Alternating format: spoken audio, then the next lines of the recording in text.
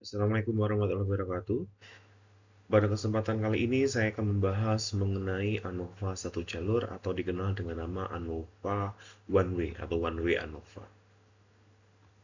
Berbicara mengenai metode One Way ANOVA itu sebenarnya adalah pengembangan dari metode hipotesis dua sampel rata-rata. Jika kita membahas mengenai hipotesis dua sampel rata-rata, bahwa kita hanya membandingkan rata-rata, menduga rata-rata antara dua populasi, sementara kalau One Way ANOVA itu adalah kita membandingkan bisa lebih dari dua rata-rata. Jadi bisa beberapa populasi yang kita bandingkan yang kemudian kita lakukan pengujian. Nah, di dalam One Way ANOVA, kita tidak juga hanya membandingkan rata-rata, tapi kita juga bisa membandingkan yang namanya adalah perlakuan. Contoh sederhananya adalah misalkan kita ingin membandingkan antara perlakuan 1, 2, 3, 4. Sebagai contoh adalah misalkan kita ingin membandingkan antara pupuk 1, pupuk 2, pupuk 3, dan pupuk 4 di dalam bidang pertanian.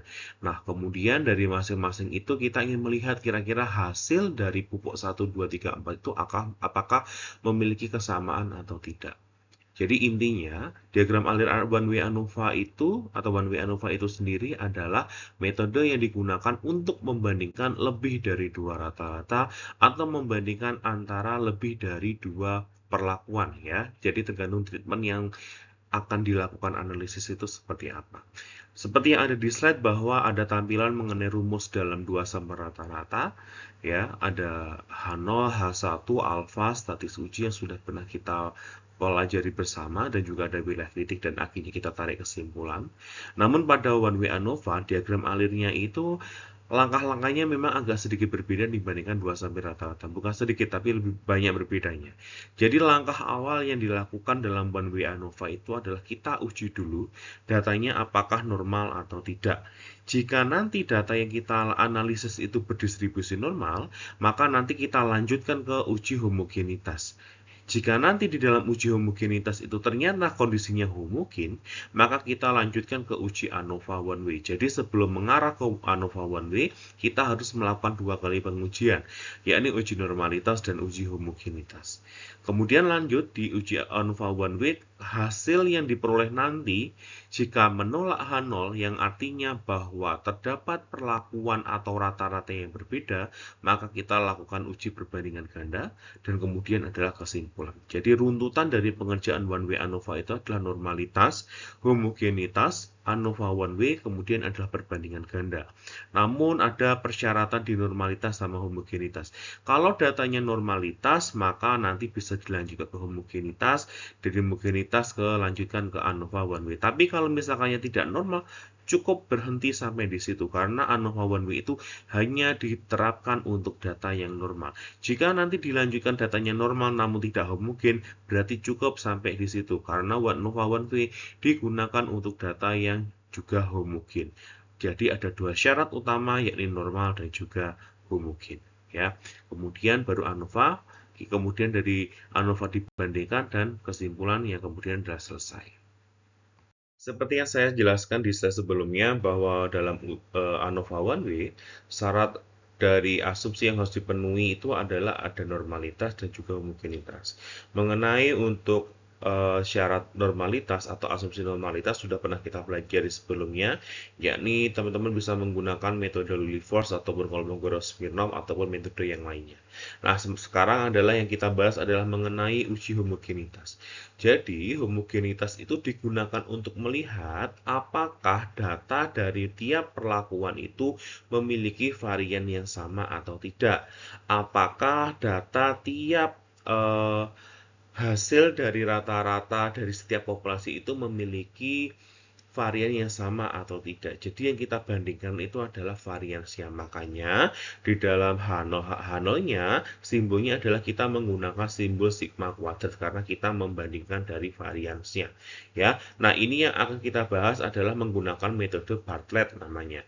Ya, pertama adalah mengenai penentuan H0-nya. H0 dituliskan seperti ini.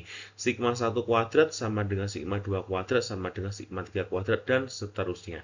Ya, jadi tergantung dari seberapa banyak perlakuan atau rata-rata yang ingin kita bandingkan. Dan itu kalau misalkan kita nanti hasilnya terima H0, maknanya adalah dia homogen. Nah, H1 itu hipotesisnya adalah paling tidak terdapat satu varian yang tidak sama atau berbeda. Yang artinya nanti ketika kita menolak H0, maka kita terima H1 yang artinya adalah dia tidak homogen. Dan itu tidak diharapkan dalam uji ANOVA. Syaratnya harus homogen. Kemudian alfa di mana nilainya ditentukan oleh peneliti. Nah, sekarang untuk statistik ujinya di situ saya tuliskan chi-square hitung atau chi-square 0. Rumusnya adalah ln 10 dikali Hi per A plus 1. Atau kita dapat hitung 2,3026 dikali Hi per A plus 1. Nah, nilai Hi itu sendiri didapatkan dari N min K ln SP kuadrat dikurangi sigma NI min 1 ln SI kuadrat. Apa makna dari simbol di rumus Hi? N besar itu menunjukkan jumlah data keseluruhan. K adalah banyaknya perlakuan yang dibandingkan atau banyaknya populasi yang dibandingkan rata-ratanya. Sementara SP kuadrat, SP itu sama kayak S-pool ya, sama kayak dua hipotesis, dua sampel yang kemarin itu ada SP kuadrat namun nilainya kita lenkan. Kemudian ada NI-1, NI adalah jumlah sampel per perlakuan atau per populasi dikali nantinya dengan ln SI kuadrat. SI kuadrat itu adalah nilai varian sampel dari setiap perlakuan. Nah, di bawahnya bagaimana cara mencari SP kuadrat? SP kuadrat sama dengan sigma NI min S1 SI kuadrat dibagi N min 3, N besar min 3. Kemudian dalam rumus chi-square 0 ada nilai A. A adalah 1/3 dikali K min 1 dikali sigma 1/NI min 1 dikurangi 1 per N min K. Ya, itu adalah rumus untuk mencari A. Nah, selanjutnya dari nilai chi-square yang kita hitung, kemudian nantinya akan kita bandingkan dengan chi-square tabel, di mana nilai alfanya tetap alfa tanpa dibagi 2, dan nilai degree of freedom-nya, dm-nya adalah K-1. Jadi nanti kita menolak H0 ketika nanti chi-square 0-nya lebih dari chi-square tabel. Ya. Nah, namun kalau hasilnya berbeda, maka kesimpulan atau terima H0 ya, jika nanti chi-square 0-nya kurang dari chi-square tabel. Dan itu yang diharapkan, yakni kondisi homogen, yakni terima H0. Itu yang diharapkan. Jika dari hasil uji homogenitas itu menunjukkan kondisi homogen, kita lanjutkan adalah uji one way ANOVA. Jadi kita ingin melihat apakah antar perlakuan itu atau antar rata-rata itu sama atau berbeda. Ya, adapun dari bentuk H0-nya, jadi kalau kita membandingkan perlakuan, maka kita bisa menggunakan simbol tau. Tau 1 sama dengan tau 2 sama dengan tau 3 sebanyak dari perlakuan yang kita bandingkan. Atau kalau teman-teman membandingkan rata-rata, berarti H0-nya ya berarti mu1 sama dengan mu2 sama dengan mu3 sebanyak rata-rata populasi yang teman-teman bandingkan. H1-nya selalu seperti ini. Paling tidak terdapat satu tau yang berbeda, atau kalau rata-rata ya paling tidak terdapat satu mu yang berbeda. Kemudian alfa ya ditentukan oleh peneliti. Selanjutnya adalah statistik uji. Statistik ujinya di sini kita menggunakan sumber ANOVA ya, sama seperti di dalam regresi, cuman tujuannya berbeda.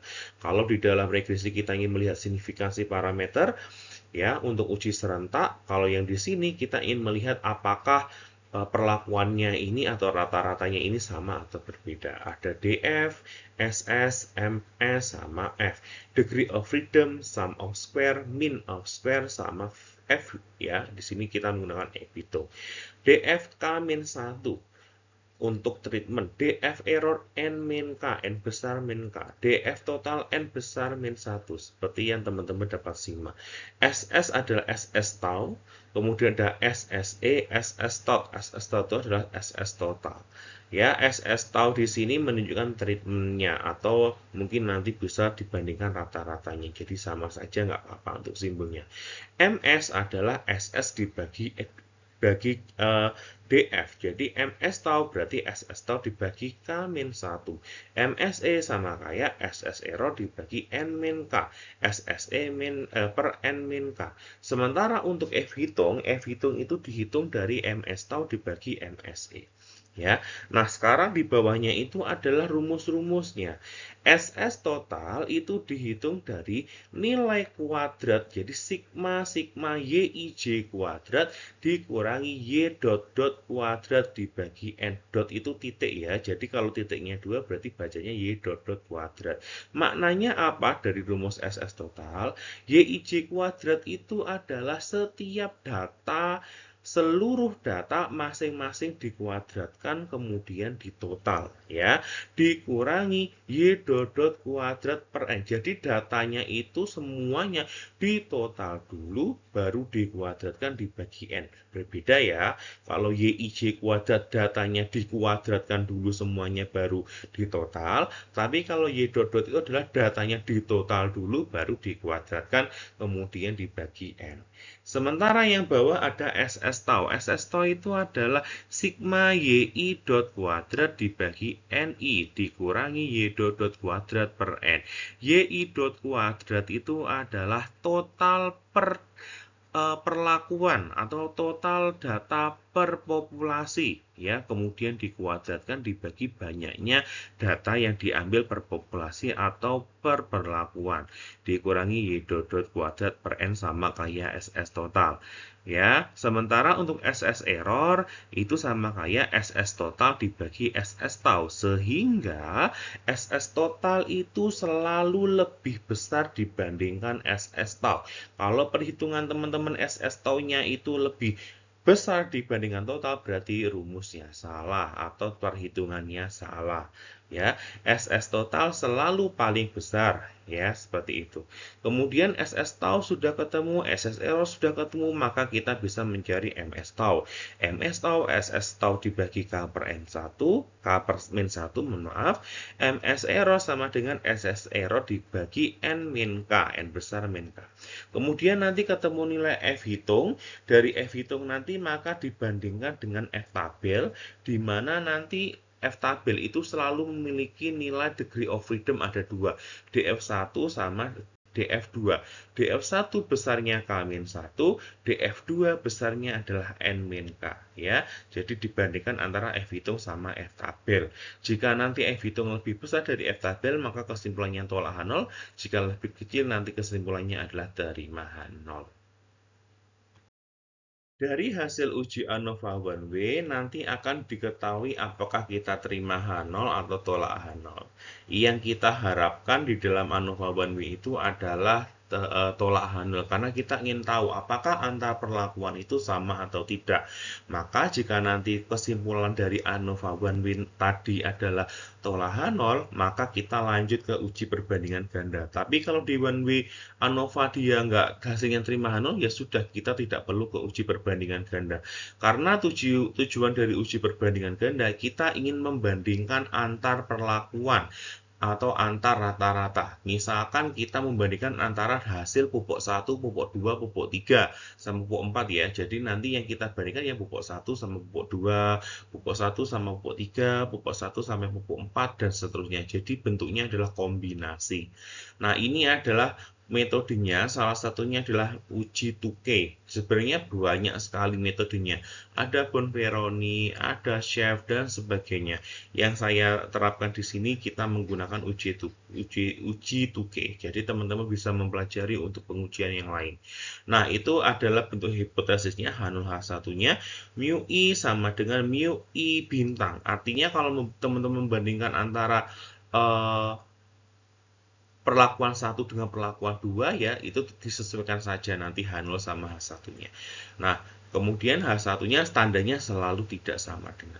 Nah, bagaimana statistik ujinya? Statistik ujinya itu adalah nilai rata-rata per perlakuan atau per populasi dikurangi rata-rata populasi yang lainnya. Namun tandanya adalah nilai mutlak. Kemudian hasil selisihnya dari rata-rata yang dibandingkan itu nanti selisihnya itu dibandingkan dengan Q alfa KF dikali MSE per N.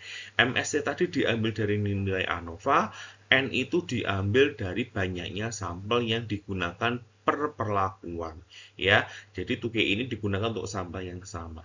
Nah, sementara Hi alpha KF itu adalah tabel percentage student size, ya. Nanti untuk lebih jelasnya kita bahas untuk selanjutnya seperti itu, ya. Kita melihat bagaimana cara mendapatkan nilai dari tabel percentage student size, ya.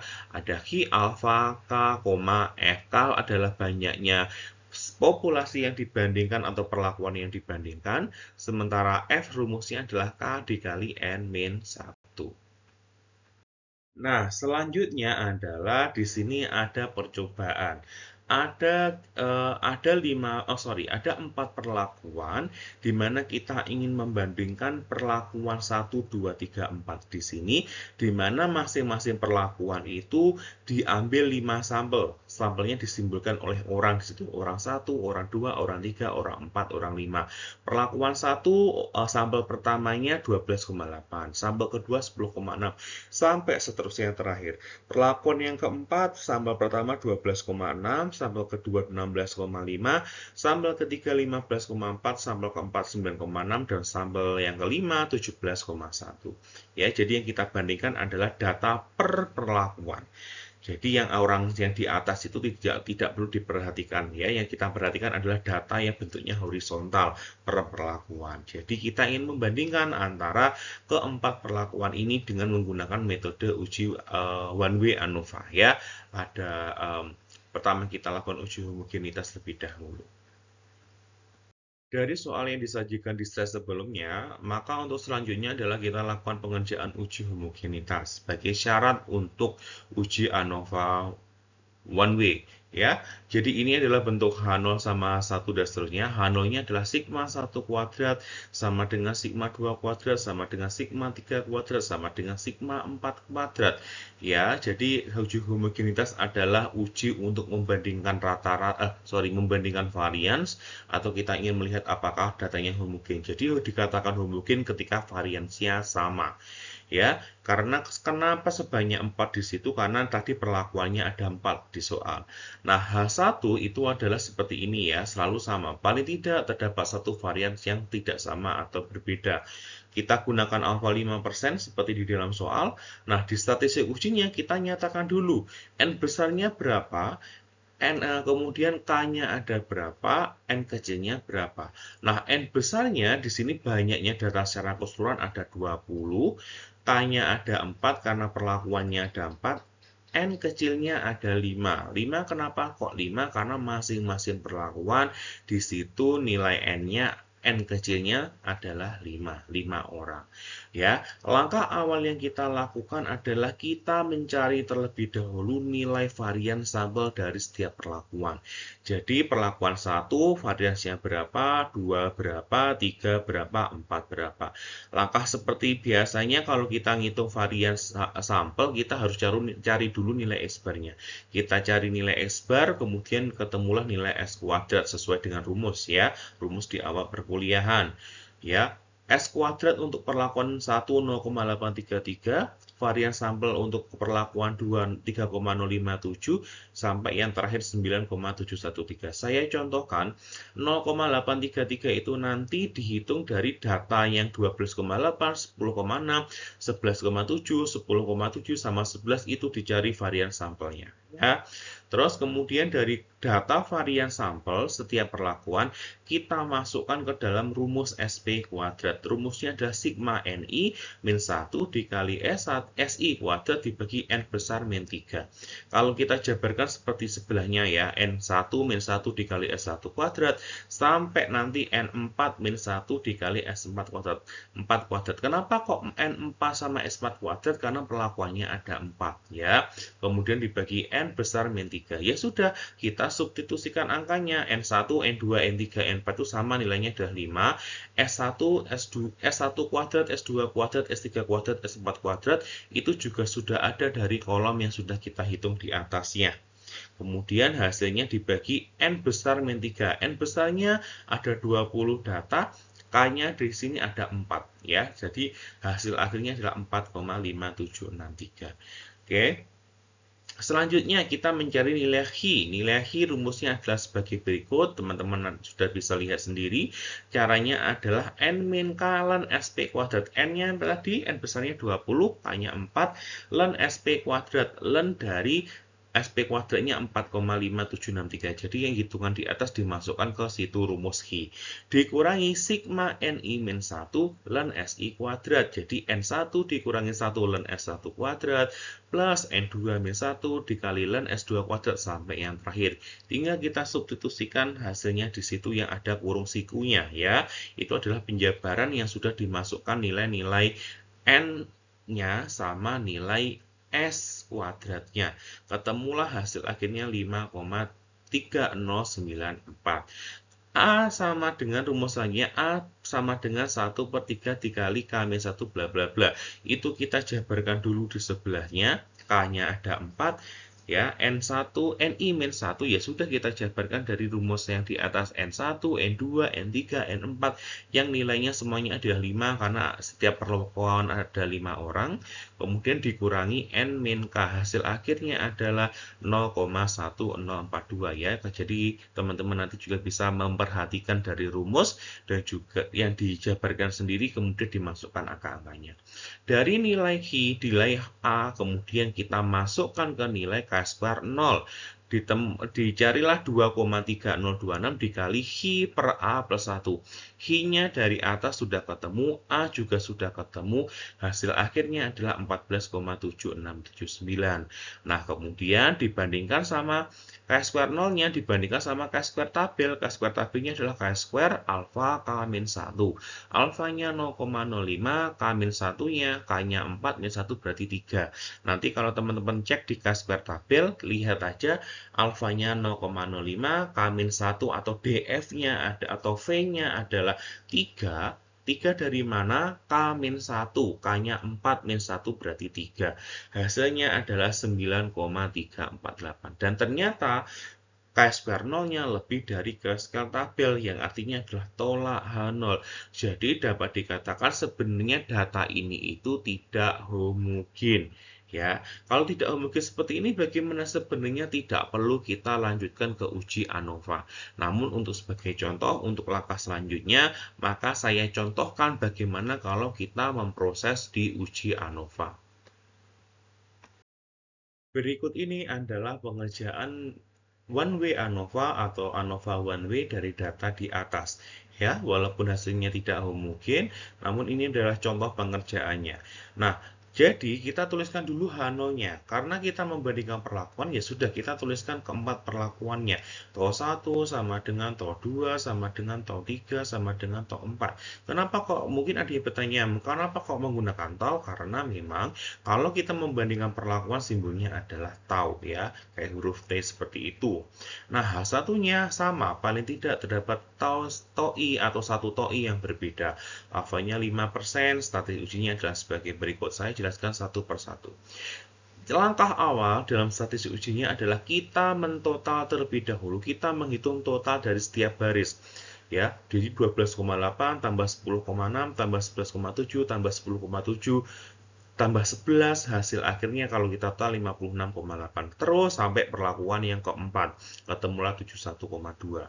Kemudian dari 56,8 ditambah 61,4 tambah sampai yang 71,2, hasilnya 255,8.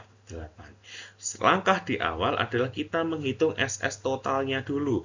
Ya, jadi sigma YIJ kuadrat dikurangi Y dot kuadrat dibagi N.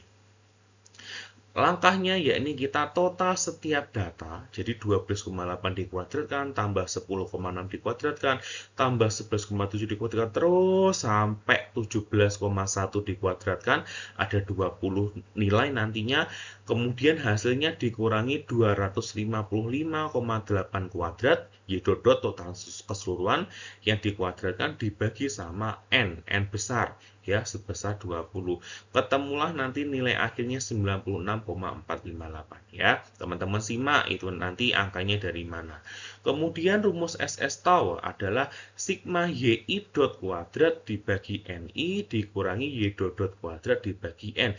YI dot kuadrat itu adalah total dari tiap perlakuan dibagi banyaknya sampelnya. Jadi 56,8 kuadrat dibagi 5 ditambah 61,4 kuadrat dibagi 5 ditambah 66,4 kuadrat dibagi 5 plus 71,2 kuadrat dibagi 5. Hasil akhirnya dari perhitungan dalam kurung itu dikurangi y dot kuadrat per n, sama kayak yang atas, 255,8 kuadrat dibagi 20. Hasil akhirnya 23,238.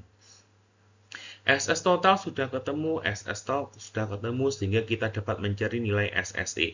SSE adalah SS tot dikurangi SS tau.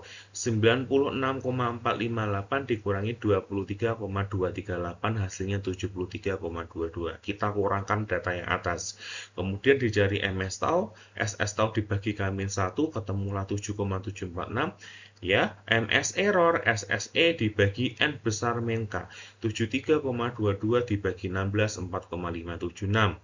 Ketemulah nanti nilai F hitung. Maaf ya, sebelah itu bukan MS tau tapi F hitung. F hitung sama dengan MS tau dibagi MSE. Ya, sudah ketemu dari angka di sebelahnya, hasilnya adalah 1,693. Dari data-data perhitungan itu kita masukkan ke nilai ANOVA ya, ke tabel ANOVA. Sumber treatment error total DF, SS, MS, F ya, seperti yang ada di pojok kanan atas. Kemudian F hitungnya ketemu 1,693. Kemudian F hitung dibandingkan sama F tabel. F tabelnya apa? F alfa, DF1, DF2. F alfa, alfanya 0,05, DF1 sebesar 3. 3 dari mana? Sebesar 3 dari DF treatment. DF2 dari mana? DF2 dari DF error, ketemulah 16. Jadi F tabel dari keterangan tersebut alfa, DF1 sama DF2 ketemulah 3,24. Jadi F hitung kurang dari F tabel. Jadi 1,693 kurang dari 3,24. Hasilnya adalah terima H0. Kalau terima H0 kan berarti tau 1 sama dengan tau 2 sama dengan tau 3 sama dengan tau 4. Yang artinya keempat perlakuan itu memiliki hasil yang sama. Ya, jadi untuk langkah selanjutnya ini sebenarnya kita tidak perlu lanjutkan ke uji perbandingan ganda karena memang di dalam ANOVA, di dalam perhitungannya ya, dari perhitungan ANOVA one way-nya hasilnya adalah sama atau tidak ada perlakuan yang menunjukkan hasil yang berbeda. Hasil uji analisis yang dilakukan sebelumnya yakni pada uji one way ANOVA menunjukkan bahwa keempat perlakuan memiliki hasil yang sama. Ya, jadi untuk langkah selanjutnya sebenarnya kita tidak perlu melakukan uji perbandingan ganda dengan menerapkan uji Tukey ya. Jadi karena memang keempatnya itu hasilnya sama, jadi kita tidak perlu membandingkan lagi.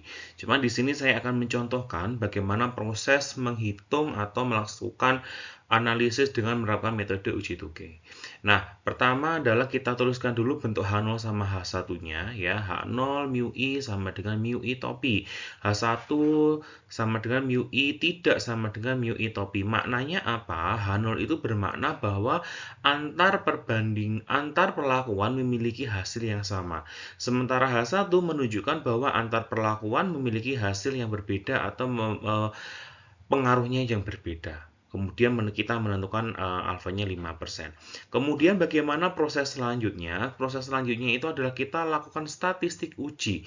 Statistik ujinya langkah awalnya adalah kita mencari terlebih dahulu rata-rata pada setiap perlakuan, data dari setiap perlakuan. Jadi pada rata-rata pertama yakni sebesar 11,36, di sini rata-ratanya disimbolkan sama Y bar.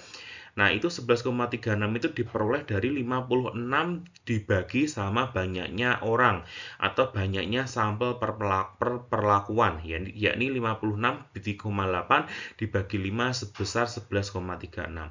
Dengan cara yang sama, maka kita lakukan juga pada perlakuan yang keempat, yakni totalnya 71,2 dibagi 5, jika kita cari rata-ratanya ketemulah 14,24. Ya, itu adalah langkah yang pertama. Selanjutnya adalah kita lakukan uji perbandingan ganda. Jadi dari keempat perlakuan di soal, maka nanti kita bandingkan antara perlakuan 1 dengan 2, 1 dengan 3, 1 dengan 4, 2 dengan 3, 2 dengan 4, 3 dengan 4 ya. Jadi kita lakukan kombinasi. Nah, kemudian bagaimana langkah selanjutnya? Kita bikin tabel bantu di bawahnya. Kita mencari selisih antara rata-rata, di mana nilai selisihnya kita buat nilai absolut atau nilai mutlak. Makna dari absolut atau mutlak itu adalah nilai yang awalnya negatif menjadi positif. Sementara selisih yang positif tetap menjadi nilai positif. Nah, seperti halnya di situ nilai T alfa mutlak dari perbandingan 1 dengan 2 menghasilkan nilai 0,92. 0,92 itu diperoleh dari mana? Itu adalah selisih antara 11,36 dengan 12,28. Ketemulah 0,92. 1 dengan 3 berarti 11,36 dengan 13,28 diperoleh 1,92. Terus dengan cara yang sama, kita bandingkan antara perlakuan 3 dan 4. Jadi kita bandingkan 14,24 dikurangi 13,28 yang dimutlakkan, yang akhirnya diperoleh nilai 0,96. Kemudian dari nilai T alfa mutlak, kita bandingkan dengan nilai tabel yang dikali dengan MSE dibagi N. Ya. Jadi kita cari terlebih dahulu nilai Q alfa KF ya. Q alfa KF itu dilihat dari tabel dari Studentize ya. Nilai alfanya 0,05, K-nya adalah banyaknya perlakuan yakni sebesar 4, F adalah atau di sini sama kayak DF ya. Di sini saya simbolkan F sama dengan K dikali N dikurangi 1. K-nya 4, N-nya di sini 5 karena ada 5 sampel setiap perlakuan dikurangi 1 sehinggalah ketemu nilai 16. Sehingga dari nilai K sama dengan 4, F sama dengan 16, dan alfanya 5%, maka kita bisa lihat dari nilai tabel Studentize-nya. Nah, di sini di sebelahnya sudah saya tampilkan potongan dari tabel Studentize ya. Di situ kita lihat bahwa nilai K-nya 4, DF-nya adalah 16, DF sama kayak F, sehingga titik potongnya terletak di nilai 4,046 ya, sehingga diperoleh bahwa Q alfa KF-nya adalah 4,406. 046. Kemudian tidak sampai di sini, kemudian dari nilai 4,046 di sini kita kalikan nilai MSE dibagi N, mean square error dibagi banyaknya sampel per perlakuan ya. Nah, di sini MSE-nya kita lihat dari tabel ANOVA sebelumnya di proses mencari atau menganalisis ANOVA one way yang kemudian kita akarkan ya. Kemudian dari perkalian antara 4,046 dikali akar dari MSE per N ya, diperoleh nilainya adalah 3,871. Nah, langkah selanjutnya yakni kita bandingkan nilai mutlak T alfa dengan 3,871. Kalau teman-teman memperhatikan semuanya dari kolom T alfa mutlak 0,92, 1,92 sampai yang terakhir 0,96, nilainya tidak ada satupun yang melebihi 3,871. Sehingga dari hasil tersebut, maka keputusan yang dapat kita ambil adalah terima H0 karena nilainya lebih kecil semuanya. Maka makna dari terima H0 di dalam hasil perbandingan ini menunjukkan bahwa perbandingan antara dua perlakuan ini memiliki hasil yang sama ya, tidak ada yang berbeda. Jadi menjawab seperti hasil yang ditujukan pada ANOVA one way yang menyatakan bahwa seluruh perlakuan memiliki hasil yang sama ya. Jadi menunjukkan bahwa kita sebenarnya tidak perlu melakukan uji perbandingan ganda. Jadi ini demikian untuk penjelasan terkait bagaimana proses pengerjaan dengan atau perbandingan ganda dengan menerapkan metode uji 2K.